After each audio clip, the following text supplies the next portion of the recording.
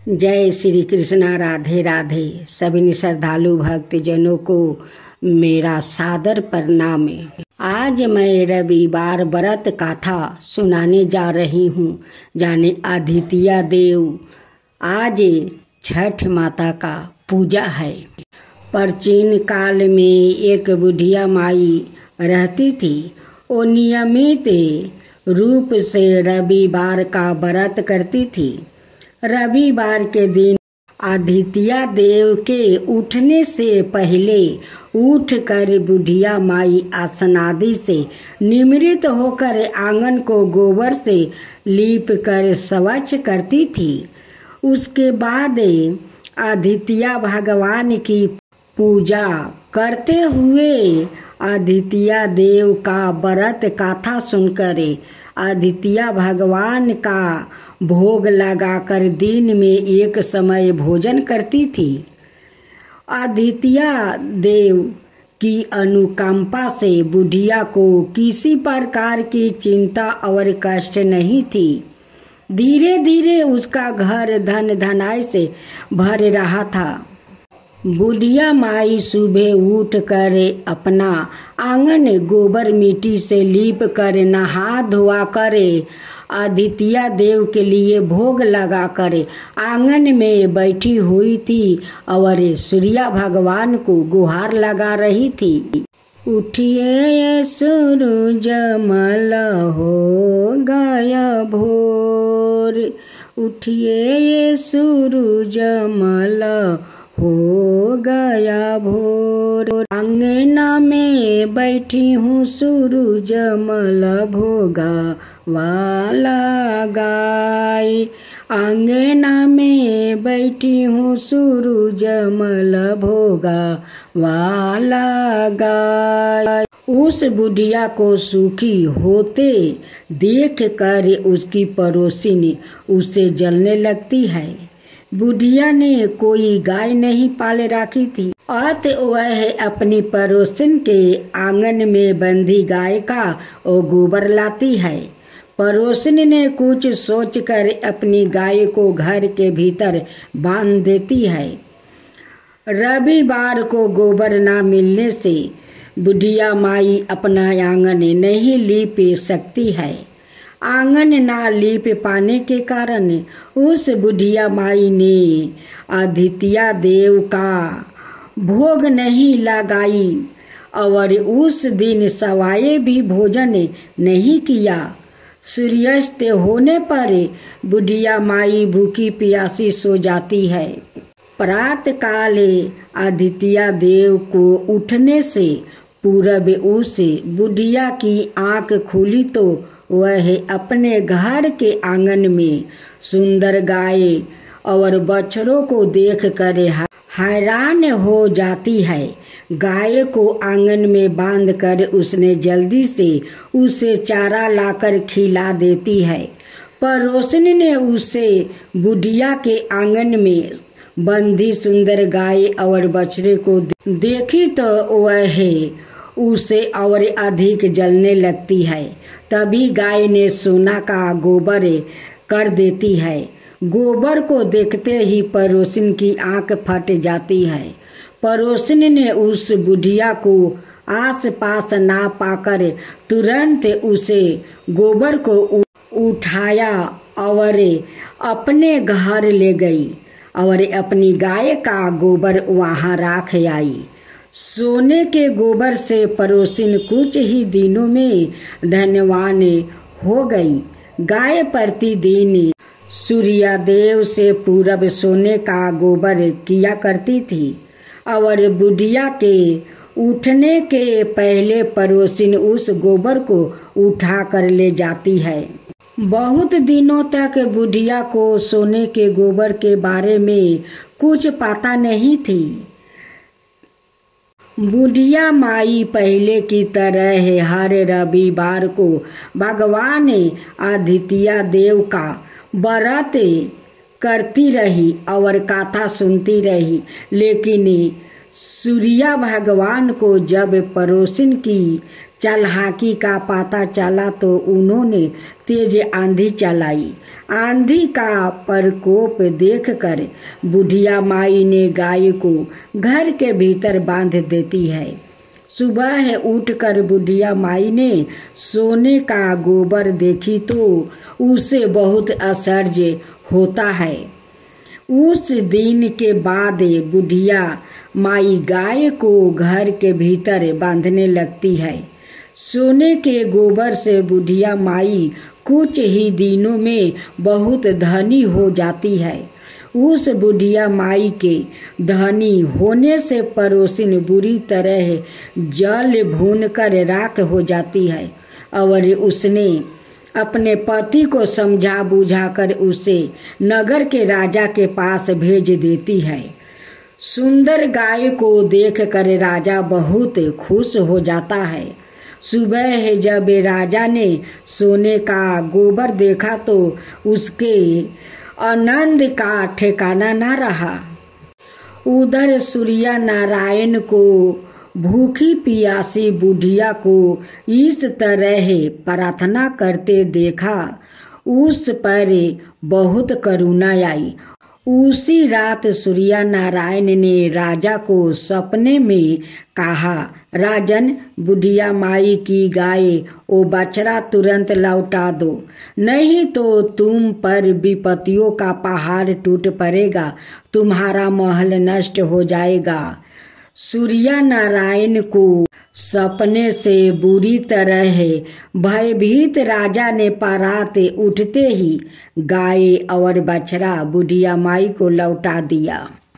राजा ने बहुत सा धन देकर बुढ़िया माई से अपनी गलती के लिए वो क्षमा मांगी। राजा ने पड़ोसिन और उसके पति के उनकी इस दुष्टता के लिए दंड दिया। फिर राजा ने पूरे राज्य में घोषणा करवा दिया कि सभी स्त्री पुरुष रविवार का व्रत किया करे। रविवार का व्रत करने से सभी लोग के घर धन धनाई से भर गया। राज्य में चारों ओर खुशहाली छा गई। स्त्री पुरुष सुखी जीवन बिताने लगे और सभी लोग के शारीरिक कष्ट भी दूर हो गई। तब बोलो सूर्य नारायण की जय, आदित्य देव की जय। अब कार्तिक स्नान की महिमा।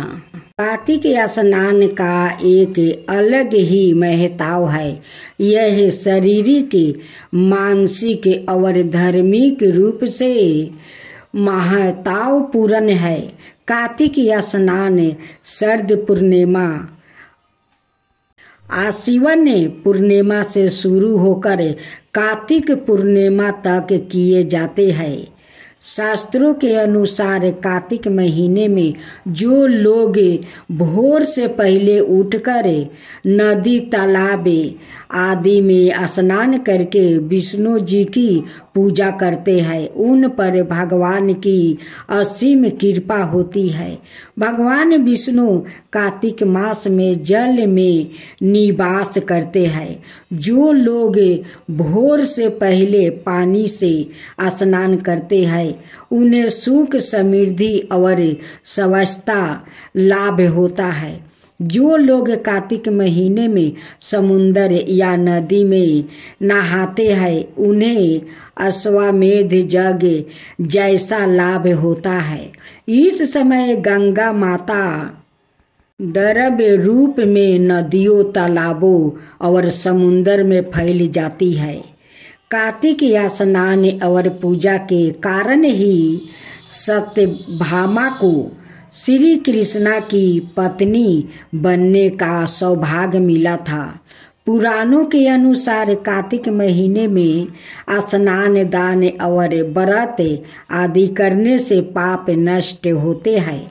इस मास में पूजा और व्रत से तीर्थ यात्रा के समान शुभ फल प्राप्ति होता है। जिस प्रकार का फल प्रयाग में कुंभ स्नान से मिलता है, उसी प्रकार का फल कार्तिक महीने में किसी पवित्र नदी के तट पर स्नान से मिल सकता है।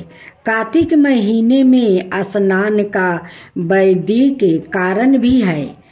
वर्षा ऋतु में बहुत से सूक्ष्म जीव पनप जाते हैं।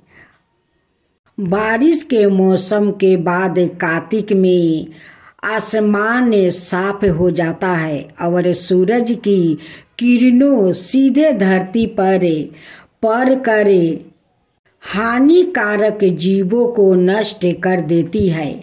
इससे वातावरण शुद्ध हो जाता है, जो शरीर के अनुकूल और लाभदायक होता है। सुबह हवा शुद्ध होती है, जिसमें ऑक्सीजन प्रचुर मात्रा में होती है। इससे शरीर में प्रतिरोधक क्षमता बढ़ती है और कई समयाना बीमारियां दूर रहती है। कार्तिक स्नान और व्रत करने वाले को सुबह जल्दी उठकर नित्य कर्मों से निपट कर नदी तालाब आदि के साफ पानी में प्रवेश करना चाहिए। आधा शरीर पानी में डूबे रहे। पानी में इस प्रकार खड़े होकर स्नान करना चाहिए। गृहस्थ व्याकित को काले तिल और आंवले के चूर्ण को शरीर पर मल कर स्नान करना चाहिए। वर्तमान में आदि नदी तालाब आदि में स्नान संभव ना हो तो घर में सुबह भोर होने से पहले जब तारे देख रहे हो तब स्नान कर लेना चाहिए।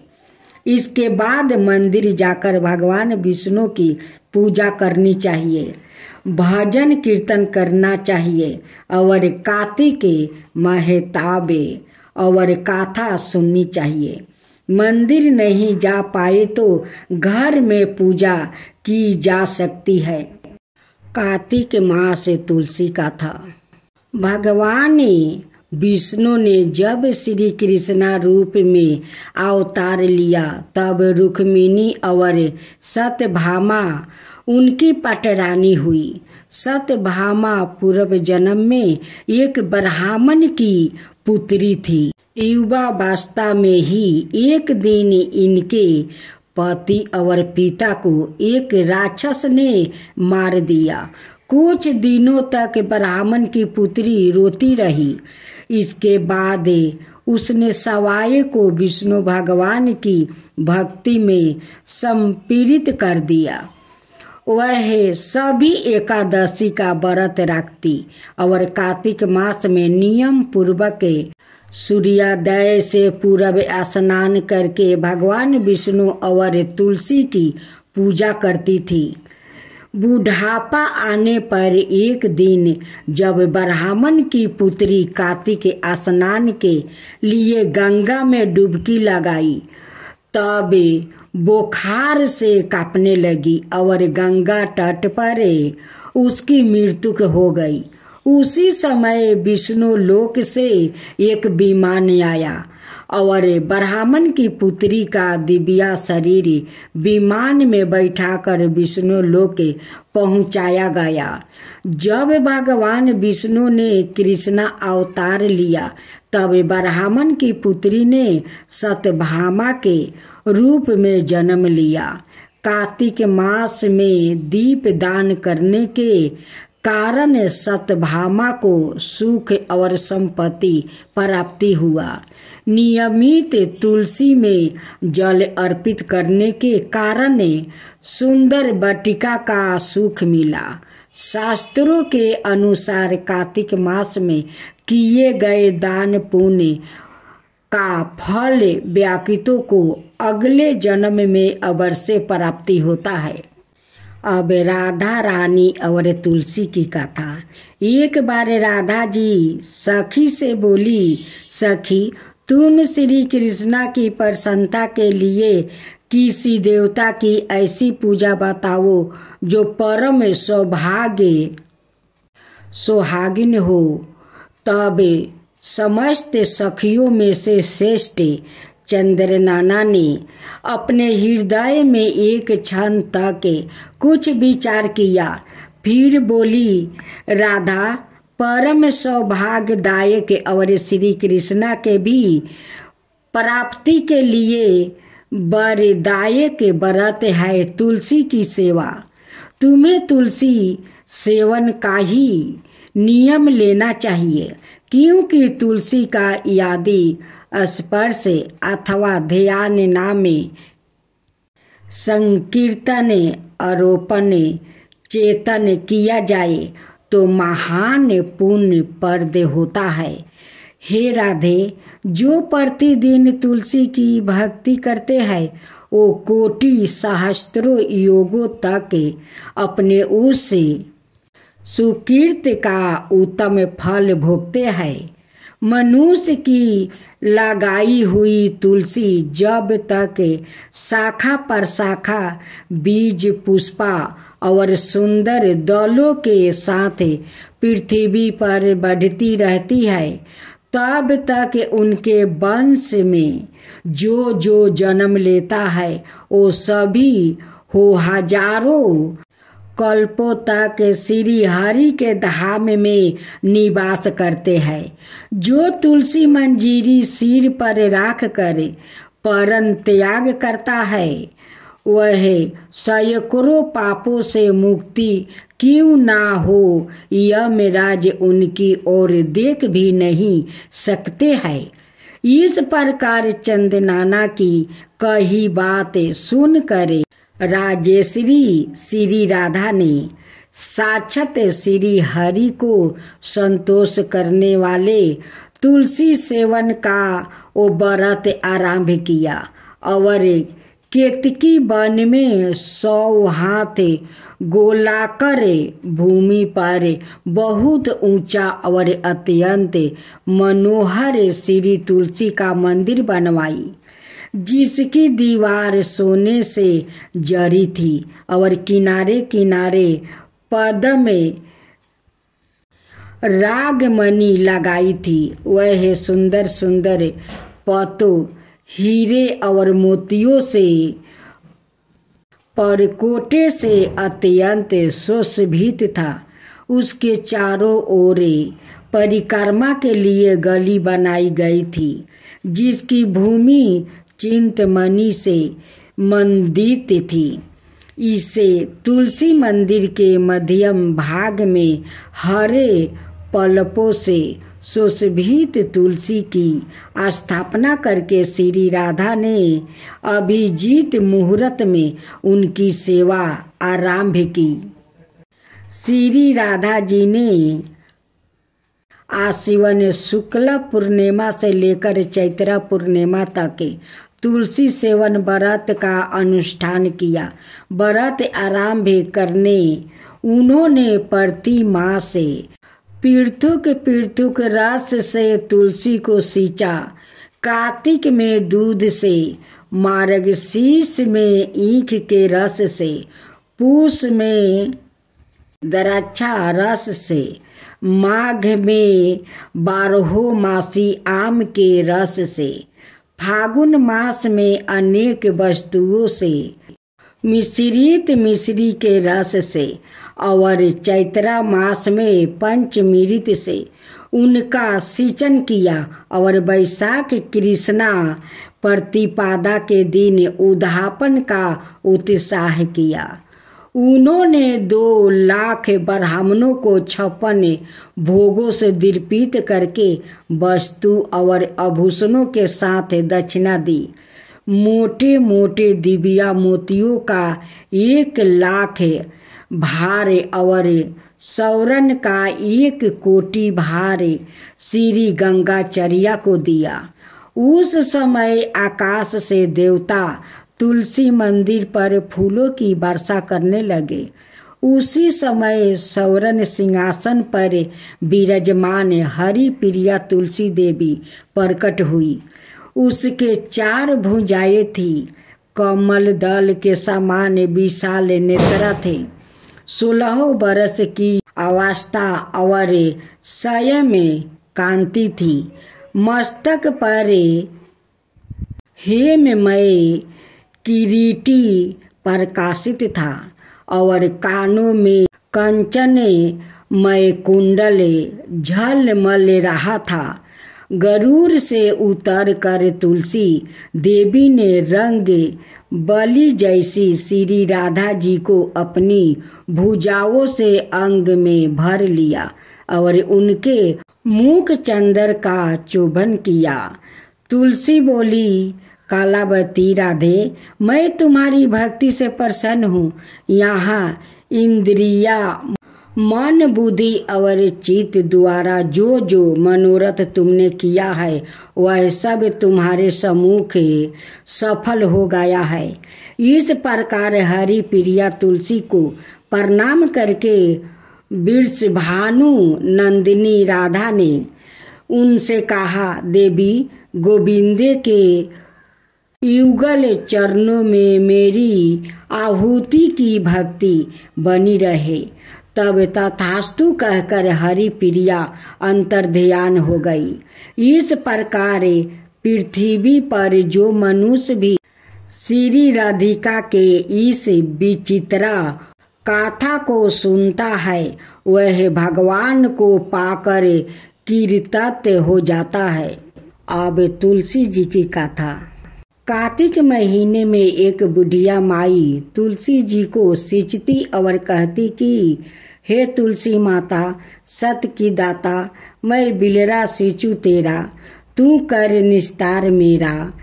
तुलसा माता अजूबा दे, लडूबा दे, पीतम्बर की धोती दे, मीठा मीठा गैस दे, बैकुंठ में बास दे, चटक की चाल दे, मटक की मौत दे, चंदन का काठ दे, रानी सा राज दे, दाल भात का भोजन दे, 11 की मौत दे, कृष्णा जी का कंधा दे। तब तुलसी माता यह सुनकर सूखने लगी तो भगवान ने पूछा कि हे तुलसी देवी, तुम क्यों सूख रही हो, क्या बात है? तब तुलसी माता ने कहा कि एक बुढ़िया माई रोज आती है और यही बात कह जाती है, मैं सब बातें तो पूरा कर दूंगी, लेकिन आप का कंधा कहाँ से दूंगी? तो भगवान बोले, जब वो मरेगी तो मैं अपने आप कंधा दे दूंगा। जब बुढ़िया माई मर गई सब लोग आ गए। जब माई को ले जाने लगे तो वह किसी से नहीं उठी। तब भगवान एक 12 बरस के बालक का रूप धारण किया आकर के आए। बालक ने कहा, मैं बुढ़िया माई के कान में एक बात कहूँगा। सब लोग हंसने लगे और कहने लगे, बालक तू भी अपने मन की कर ले बेटा।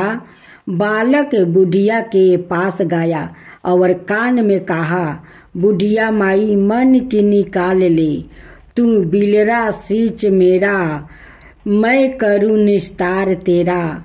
बुढ़िया माई अडूबा ले, लडूबा ले, पीतम्बर की धोती ले, मीठा मीठा गैस ले, बैकुंठ का बास ले, चटक की चाल ले, मटक की मौत ले, कृष्णा जी का कंधा ले।